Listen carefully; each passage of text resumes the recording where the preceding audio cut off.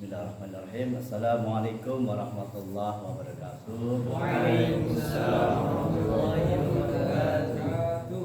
Alhamdulillahilladzi ja'ala syahra ramadhana sayyidal ayyam wasyuhur wa dha'afa fihil hasanati wal ujur.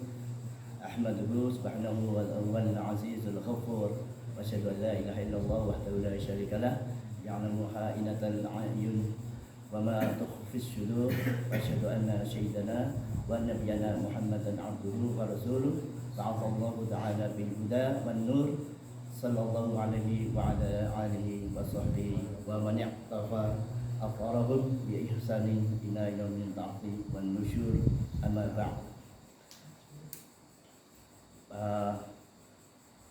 Ustaz Kusno beserta keluarga yang kami hormati dan kami banggakan, Pak Udin dan Pak Hafiz, yang alhamdulillah tahun kemarin belum sempat ketemu, tahun ini dipertemukan di musola yang kita banggakan ya. Jadi Tafid, Rumah Tafid Baitul Musafir Quran.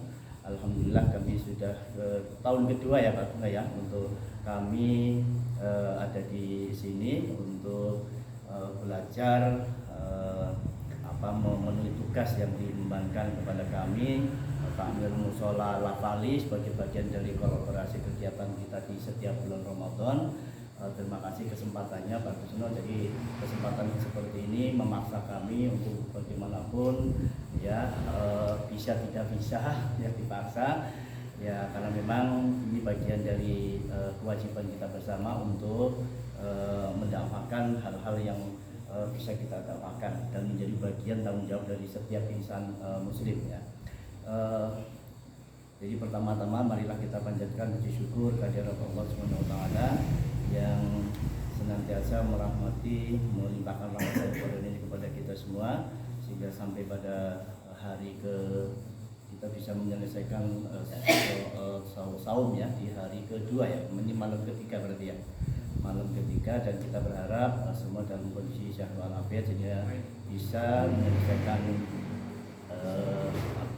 sisa saum berikutnya dengan sebaik-baiknya dengan mengisi kegiatan-kegiatan positif yang sebaiknya kita laksanakan. Salawat dan salam kita junjungkan kepada Nabi kita Muhammad sallallahu alaihi wasallam yang senantiasa kita harapkan syafaatnya di yaumil akhir. Semoga kita juga sebagai umatnya bisa mengikuti dengan istiqomah apa-apa yang menjadi sunnah beliau. Bapak Ibu dan jamaah sholat PUD, saya sempat singkat saja ya PUD. Nah pada kesempatan kali ini apa yang ingin kami sampaikan sesungguhnya juga jelas bukan hal yang baru, namun demikian ini untuk saling mengingatkan terutama pada diri kita, dari saya sendiri ya, berkenaan dengan status kita sebagai makhluk sosial tentu tidak bisa terhindar dari proses-proses interaksi di masyarakat gitu ya, yang penuh dengan dinamika ya, penuh dengan berbagai macam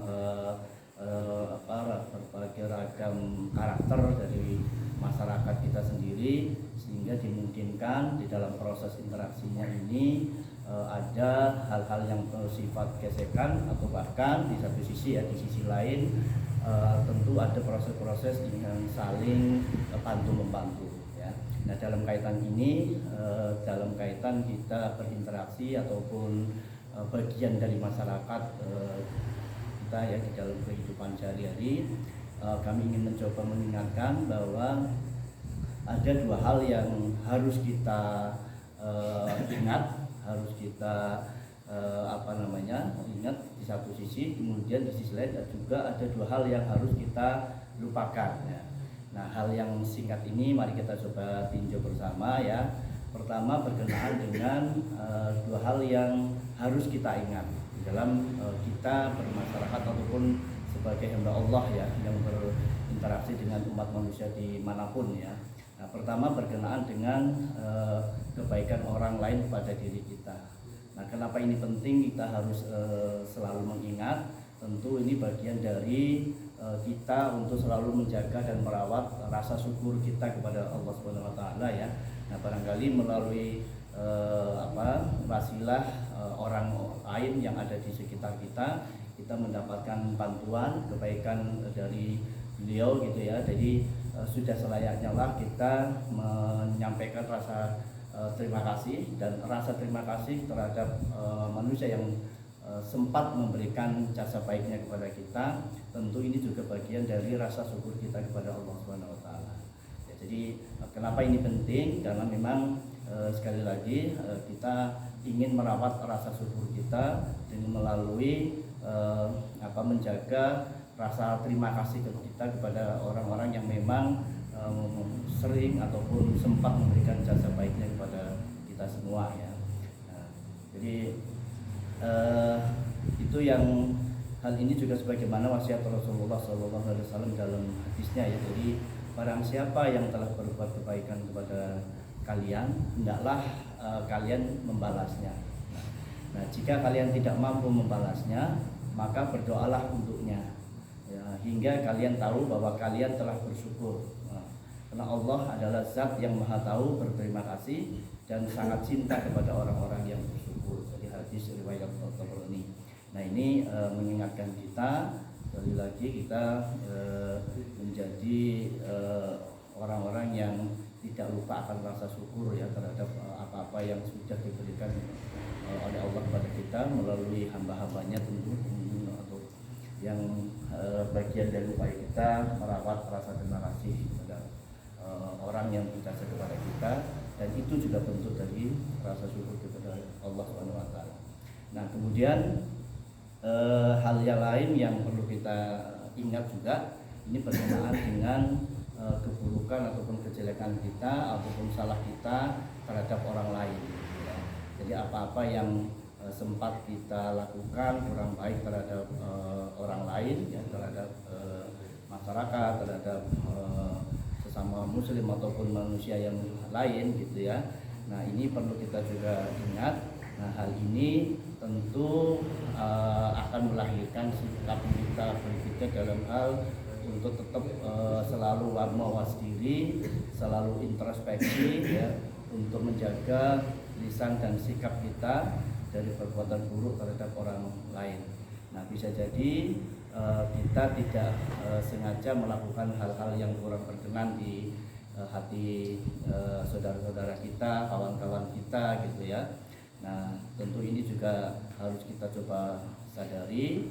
Untuk berikutnya kita mawas diri, untuk introspeksi. Nah, jangankan yang sifatnya sengaja ya, yang tidak sengaja pun hendaknya itu menjadi bagian dari introspeksi diri kita. Apa-apa yang telah kita lakukan terhadap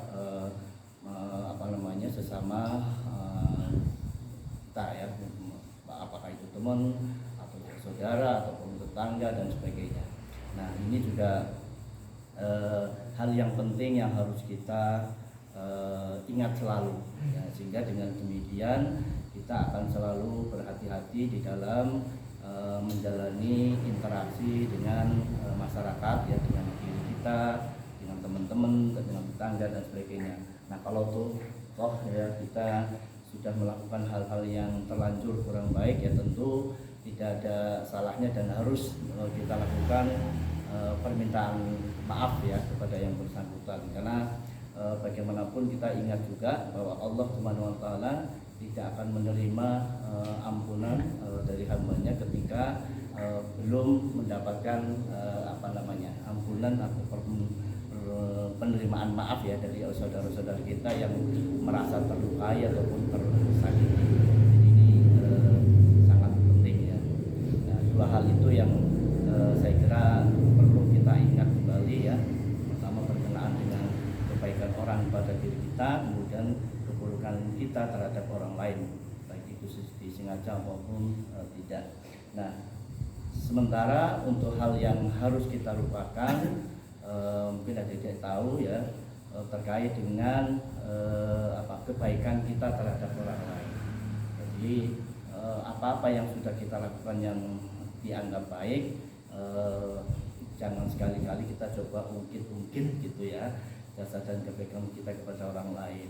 Nah, karena ketika kita mencoba mengukir ataupun mengenang, ini tentu berpotensi menjadikan amal kita ini menjadi batal ya, karena ada sifat riya dan sebagainya. Nah, bagaimana sebaiknya kita menjaga itu? Ya mungkin kita mencoba ketika kita melakukan hal-hal baik kepada siapapun, kita coba merasakan seolah-olah kita tidak pernah melakukan apapun, gitu ya.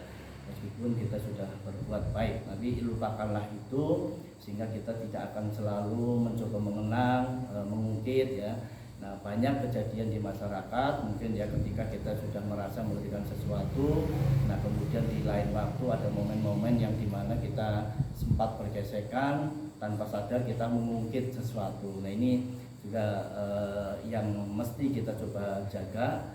Ya, kita ini memang berproses ya, proses belajar untuk bagaimana kita mengendalikan ataupun menjaga apa-apa yang sebaiknya kita jaga dengan baik ya.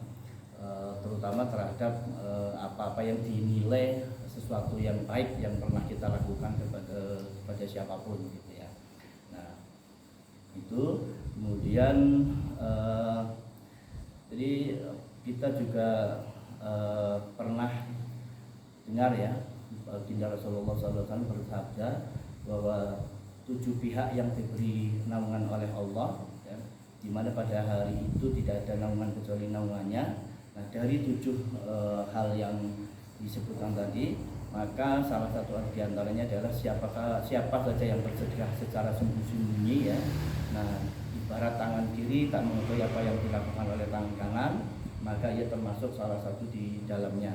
Nah, jadi begitulah yang diriwayatkan oleh Imam Muslim ya. Di samping itu menurut Imam Ghazali dalam kitabnya Ihya Ulumuddin menyatakan bahwa ihfa al-amal atau menyembunyikan amalan itu merupakan salah satu cara untuk menutupi riya. Jadi ini yang ditegaskan ya di dalam hadis yang disebutkan tadi. Dengan demikian jika amalan kebaikan tidak ada yang menyaksikannya, misalkan ya kita melakukan kebaikan, maka pikiran kita yang menginginkan agar apa yang kita lakukan sedekah ini ada yang melihat, berharap ada yang melihat dan memujinya. Nah, ini akan sirna gitu ya, karena kita kembali mencoba menjaga ya apa yang kita lakukan. Nah, kita tidak coba kenang, kita coba ungkit gitu ya. Nah, sekali lagi ini juga bagian di proses belajar kita. Semoga kita bisa memupuk rasa ikhlas kita melalui proses-proses yang seperti ini gitu ya. Nah, ini yang ingin kami sampaikan berkenaan dengan apa yang semestinya kita lupakan ya. Nah, salah satu contoh mungkin apakah ini pas apa enggak ya, ketika kita buang hajat gitu ya.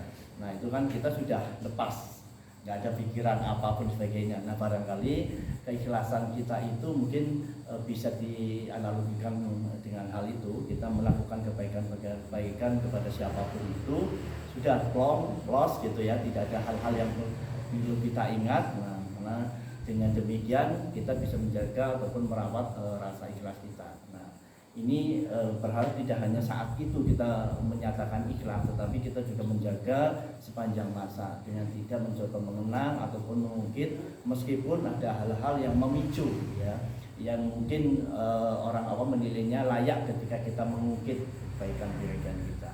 Nah, sebaiknya itulah yang kita perlu jaga.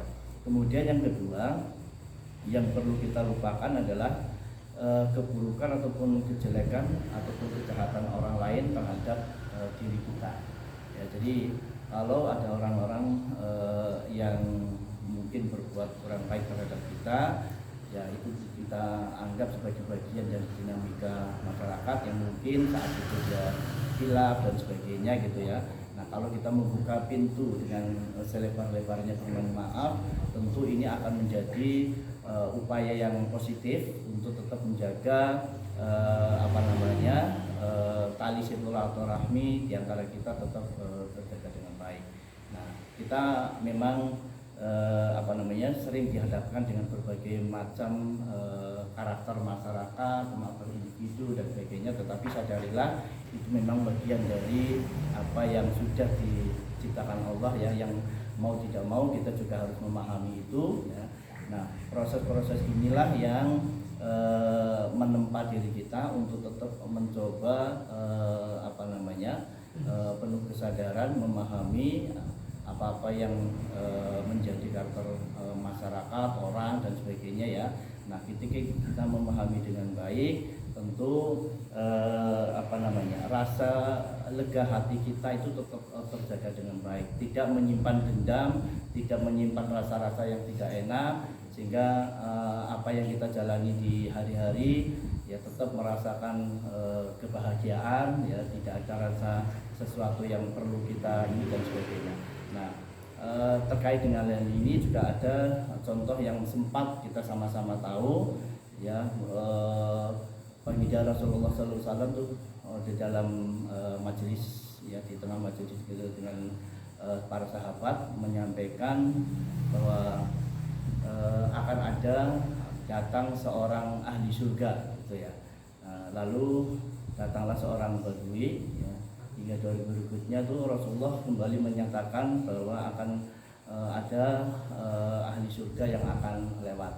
Nah, ternyata yang hadir juga orang badui tersebut. Jadi para sahabat juga sempat penasaran sambil menanyakan kepada Rasulullah, siapakah yang menjadi ahli surga ya Rasulullah.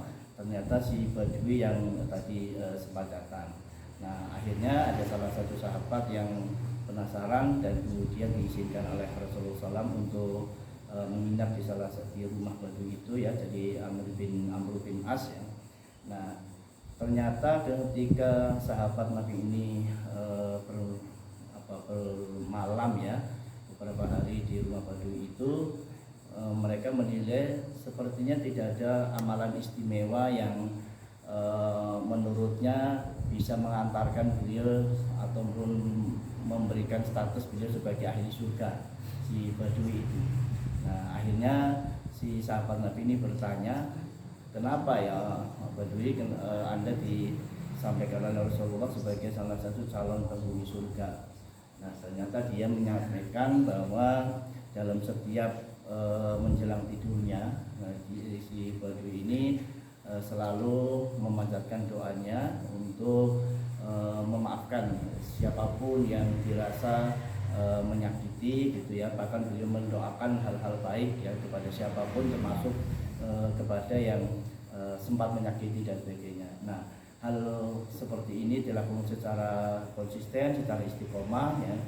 Hal-hal yang kecil, yang istiqomah, yang mungkin dianggap oleh kita sesuatu yang kecil, yang sepele, ternyata di mata Allah Subhanahu wa taala ini sesuatu yang luar biasa. Sehingga Nabi sampai menyampaikan si badui ini merupakan salah satu penghuni surga.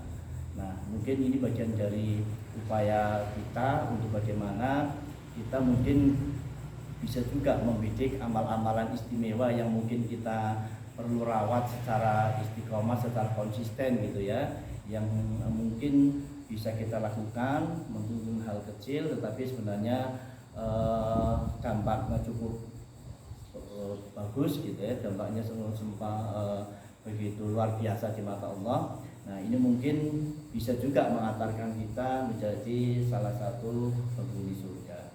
Nah, ini yang kita coba berikan sebagai motivasi kepada kita semua, terutama saya sendiri ya, bahwa ada hal-hal yang mungkin kecil yang bisa kita lakukan secara istiqomah, tetapi sesungguhnya punya nilai yang besar di mata Allah ya. Nah, yang mungkin perlu kita coba laksanakan secara konsisten, secara istiqomah ya, penuh keikhlasan dan sebagainya. Nah, inilah yang mungkin pada kesempatan singkat ini ingin kami sampaikan ya, berkenaan dengan dua hal yang perlu kita ingat ya, dan dua hal juga yang perlu kita lupakan. Jadi dua hal yang perlu kita ingat, mungkin kami review kembali, ini berkaitan dengan kebaikan orang lain kepada diri kita. Ini selayaknya kita selalu ingat. kemudian keburukan kita terhadap orang lain ini pun juga sesuatu yang layak kita selalu ingat.